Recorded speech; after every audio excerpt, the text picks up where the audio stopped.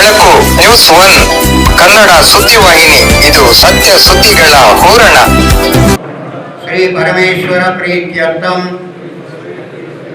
ಅಸ್ಮಾಕಂ ಮನಸ್ಸಿನಲ್ಲಿ ನಮ್ಮ ಗೋತ್ರವನ್ನು ಹೇಳ್ಕೊಳ್ಳೋಣ, ನಮ್ಮ ನಕ್ಷತ್ರ ಹೇಳೋಣ, ರಾಶಿ ಹೇಳೋಣ, ನಮ್ಮ ಹೆಸರನ್ನು ಹೇಳೋಣ, ಮಾತಾಪಿತೃಗಳ ಹೆಸರನ್ನು ಹೇಳೋಣ.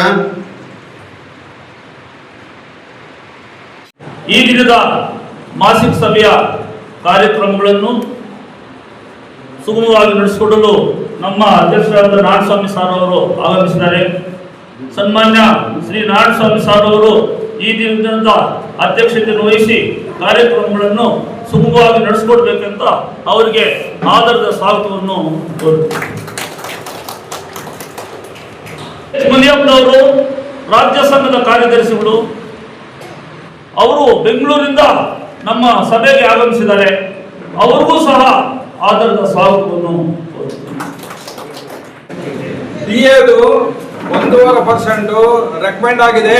ಸಿಎಂ ಅವರು ಇನ್ನು 2-3 ದಿನದಲ್ಲೇ 1.5% ಡಿಎ ಪಡೆದಕ್ಕೆ ಅನುಮೋದನೆ ಮಾಡಿದ್ದಾರೆ. ಆದೇಶ ಮಾತ್ರ ಬಾಕಿ ಇದೆ. ನಾಳೆದ್ರೊಳಗಡೆ 1.5% ಡಿಎ ನಮಗೆ ಬರುತ್ತದೆ. ನಮ್ಮ ಬೇಡಿಕೆಗಳು ಯಾವುದೂ ಇನ್ನೂ ಈಡೇರ್ತಾ ಇಲ್ಲ. ಆದ್ದರಿಂದ ರಾಜ್ಯ ಸಂಘದವರು ಈ ತಿಂಗಳು 15/5/26ರಂದು ಎಲ್ಲ ಜಿಲ್ಲಾ ತಾಲೂಕು ಅಧ್ಯಕ್ಷರು ಕಾರ್ಯದರ್ಶಿಗಳ ಮೀಟಿಂಗ್ ಕರೆದಿದ್ದಾರೆ ಬೆಂಗಳೂರಲ್ಲಿ. ಆವತ್ತು ನಾವೆಲ್ಲರೂ ನಮ್ಮ ಬೇಡಿಕೆಗಳ ಬಗ್ಗೆ ಎಲ್ಲ ಚರ್ಚೆ ಮಾಡ್ತೀವಿ. ಚರ್ಚೆ ಮಾಡಿ ಮುಂದೆ ನಾವು ಏನು ಕ್ರಮ ತಗೋಬೇಕು ಅಂತ ಹೇಳಿ ನಾವು ನಮಗೆ ಒಂದು ಮೆಮೊ ಕಳಿಸಿದ್ದಾರೆ.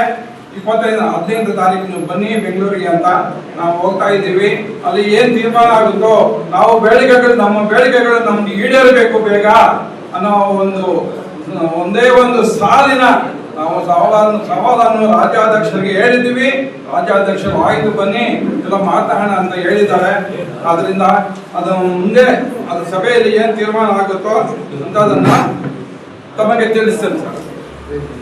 ನಿಮ್ಮ ಪಿಂಚಣಿ ಅನ್ನೋದ ಬಗ್ಗೆ ಅನೇಕರು ಕೇಳ್ತಾರೆ, ಸರ್ ನನಗೆ ಪೆನ್ಷನ್ ಕಡಿಮೆ ಬರ್ತಾ ಇದೆ, ನಂಗೆ ಹಂಗೆ ಹಿಂಗೆ ಅಂತ. ನೀವು ಪೆನ್ಷನ್ ನಿಮಗೆ ಕಡಿಮೆ ಬಂದಿದೆ, ಹೆಚ್ಚಾಗಿ ಬಂದಿದೆ ಅಂತ ತಿಳ್ಕೊಬೇಕಾದ್ರೆ ನೀವು ಬ್ಯಾಂಕ್ ಹೋಗ್ಬಿಟ್ಟು pay slip, pension pay slip ಅಂತ ತಗೊಳ್ಳಿ. ಅದರಲ್ಲಿ ನಿಮ್ಮ ಡಿಎ ಎಷ್ಟು, ಬೇಸಿಕ್ ಎಷ್ಟು ಎಲ್ಲ ಕ್ಲಿಯರ್ ಆಗಿರುತ್ತೆ. ನೀವು ಯಾರು ಕೇಳೋಷ್ಟಿಲ್ಲ. ಪೆನ್ಷನ್ ಪೇ ಸ್ಲಿಪ್ ತಗೊಂಡು ನೀವು ವೆರಿಫೈ ಮಾಡ್ಕೊಳ್ಳಿ. ಅದು ನಿಮ್ಗೆ ಏನಾದ್ರು ಅನುಮಾನ ಬಂದರೆ ಕಚೇರಿಗೆ ನಮ್ಮ 10 12 ಡೈಲಿ ಇರ್ತೀವಿ. ಅಲ್ಲಿ ಬಂದು ನಮ್ಮ ಇದನ್ನು ಪರಿಹಾರ ಮಾಡ್ಕೋಬಹುದು ಸರ್. ಇವಾಗ ಅನೇಕ ಕಾರ್ಯಕ್ರಮವನ್ನು ವೀಕ್ಷಿಸಿ ತಾವೆಲ್ಲರೂ ಹೆಚ್ಚಿನ ಸಂಖ್ಯೆಯಲ್ಲಿ ಆಗಮಿಸಿ ಸಭೆಯನ್ನು ಯಶಸ್ವಿಗೊಳಿಸಿದ್ದಕ್ಕಾಗಿ ತಮ್ಮೆಲ್ಲರಿಗೂ ವಂದಿಸಿ ನನ್ನ ಮಾತನ್ನು ಮುಗಿಸ್ತೇನೆ.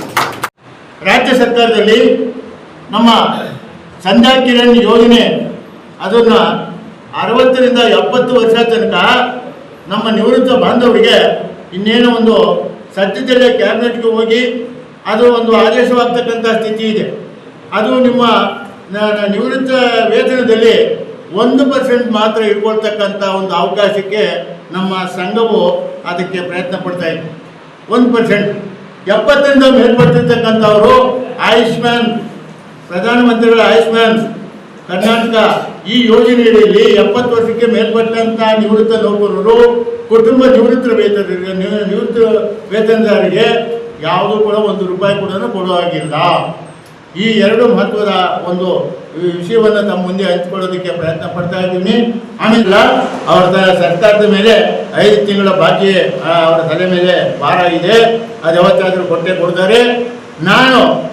ನನಗೆ ಬರ್ತಕ್ಕಂಥ ಒಂದು 5 ತಿಂಗಳ ಒಂದು ಬಾಕಿ ಹಣದಲ್ಲಿ ಮೊಟ್ಟಮೊದಲದಾಗಿ ಚಿಂತಾಮಣಿ ಶಾಖೆಗೆ 1 ತಿಂಗಳ ಅರಿಯರ್ಸ್ ವೇತನವನ್ನು ನಾನು ಕೊಡ್ತೀನಿ. ನೀವು ಕೂಡ ಕೊಡಬೇಕು. ಇದು ನಿಮ್ಮ ಮನಸ್ಸಿನಲ್ಲಿ ಇರಲಿ. ನಾನು ಯಾಕೆ ಕೊಡ್ತೀನಿ ಅಂತಂದರೆ ಬೆಳೀತಕ್ಕಂಥ ಸಂಘಗಳಿಗೆ ಬೆಳೆಸೋಣ, ಅದಕ್ಕೆ 2 ಮಾತಿಲ್ಲ. ಆಮೇಲೆ ಈಗ ನಿಮ್ಮ ತಾಲೂಕಿನಲ್ಲಿ ಈ ಇದು 125 ಅಂಕಗಳು ಕನ್ನಡದಲ್ಲಿ ಯಾರು ಪಡೆದಿದ್ದಾರೋ ಅಂಥವರಿಗೂ ಕೂಡ ಒಂದು ಪ್ರತಿಭಾ ಪುರಸ್ಕಾರ ಕಾರ್ಯಕ್ರಮ ಮಾಡ್ತಾ ಇದ್ದಾರೆ. ಅದರಲ್ಲೂ ಕೂಡ ನಮ್ಮ ಸಂಘದವರು ಹೋಗಿ ಭಾಗವಹಿಸಿ ನಮ್ಮ ಸಂಘವೂ ಕೂಡ ಅದರಲ್ಲಿ ಪಾತ್ರ ವಹಿಸಬೇಕು ಅಂತಕ್ಕಂಥದ್ದನ್ನ ಮಾತನ್ನು ನಾನು ಹೇಳೋದಕ್ಕೆ ಇಷ್ಟಪಡ್ತಾ ಇದ್ದೀನಿ.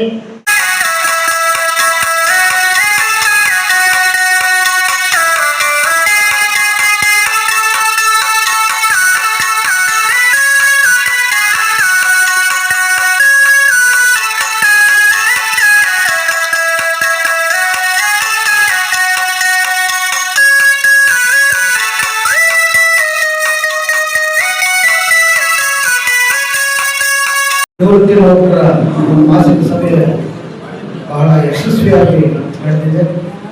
ನಮ್ಮ ಅಧ್ಯಕ್ಷರಾದಂತಹ ನಾರಾಯಣಸ್ವಾಮಿ ಸರ್ ಅವರು ಬಹಳಷ್ಟು ವಿಷಯಗಳನ್ನು ಪೆನ್ಷನ್ ಬಗ್ಗೆ, DA ಬಗ್ಗೆ, ಆಮೇಲೆ ನಮ್ಮ ಬೇಡಿಕೆಗಳ ಬಗ್ಗೆ ಕೂಡ ಅವರು ತಿಳಿಸ್ಕೊಟ್ಟಿದ್ದಾರೆ. ಅವರು ತಿಳಿಸ್ಕೊಂಡು ವ್ಯವಸ್ಥಿತವಾಗಿ ಒಂದು ಸಭೆಯನ್ನು ನಡೆಸಿಕೊಟ್ಟಿದ್ದಾರೆ. ಅದಕ್ಕೆ ಅವರಿಗೆ ನಮ್ಮ ನಿವೃತ್ತ ನೌಕರರ ಸಂಘದ ಪರವಾಗಿ ಅವರಿಗೆ ಧನ್ಯವಾದಗಳನ್ನು ತಿಳಿಸುತ್ತಾರೆ. ಅದೇ ರೀತಿ ನಮ್ಮ ರಾಜ್ಯದ ಸಹಕಾರದರ್ಶಿಗಳಾದಂತಹ H. ಮುನಿಯಪ್ಪ ಸರ್ ಅವರು ನಿಜವಾಗ್ಲೂ ಕೂಡ ನಮ್ಮ ಸಂಘಕ್ಕೆ ಬರ್ತಾ ಇರ್ತಕ್ಕಂಥದ್ದು ಬಹಳ ಹೆಮ್ಮೆಯ ವಿಷಯ ಅಂತ ಹೇಳ್ಬೋದು. ಯಾಕಂದ್ರೆ ಬೆಂಗಳೂರಿಂದ ಬರ್ತಾ ಇದ್ದಾರೆ ಅವರು. ಒಂದು ಈ ದಿನ ಕೂಡ ನಮ್ಮ ಪ್ರತಿಭಾ ಪುರಸ್ಕಾರ ಮಕ್ಕಳಿಗೆ ಅವರ ಧನ ಸಹಾಯವನ್ನು ಸಹ ಮಾಡಿದ್ದಾರೆ. ಮತ್ತೆ ರಾಜ್ಯದ ವತಿಯಿಂದ ಕೆಲವಾರು ಆದೇಶಗಳನ್ನು ಸಹ ಅವರು ತಿಳಿಸ್ತಾ ಇದ್ದಾರೆ. ಮತ್ತೆ ಬೇರೆ ತಾಲೂಕುಗಳಿಗೂ ಸಹ ಅವರು ಹೋಗ್ತಾ ಇದ್ದಾರೆ ಸಭೆಗಳಿಗೆ. ಅದೇ ರೀತಿ ಹೆಚ್ಚಿನ ಸಂಖ್ಯೆ ನಮ್ಮ ಸಭೆಗೆ, ನಮ್ಮ ಚಿಂತಾಮಣಿ ಶಾಖೆಯ ಸಭೆಗೆ ಅವರು ಬರ್ತಾ ಇರ್ತಕ್ಕಂಥದ್ದು ನಮ್ಮ ಹೆಮ್ಮೆಯ ಸಂಗತಿ. ಮತ್ತೆ ನಮ್ಮ ಸಂಘಕ್ಕೆ ಅವರು ಒಬ್ಬ ಕರ್ಣ ಇದ್ದಂಗೆ, ದಾನವೀರ ಶೂರ ಕರ್ಣ ಇದ್ದಂಗೆ H. ಮುನಿಯಪ್ಪ ಸರ್ ಅವರು. ಅವರನ್ನು ನಾವು ನಮ್ಮ ಸಂಘ ಯಾವತ್ತೂ ಕೂಡ ಮರೆಯಲ್ಲ ಅಂತ ನಾನು ತಿಳಿಸ್ತಾ ಇದ್ದೀನಿ. ಅವರಿಗೂ ಸಹ ಧನ್ಯವಾದಗಳನ್ನು ತಿಳಿಸ್ತಾ ಇದ್ದೀನಿ.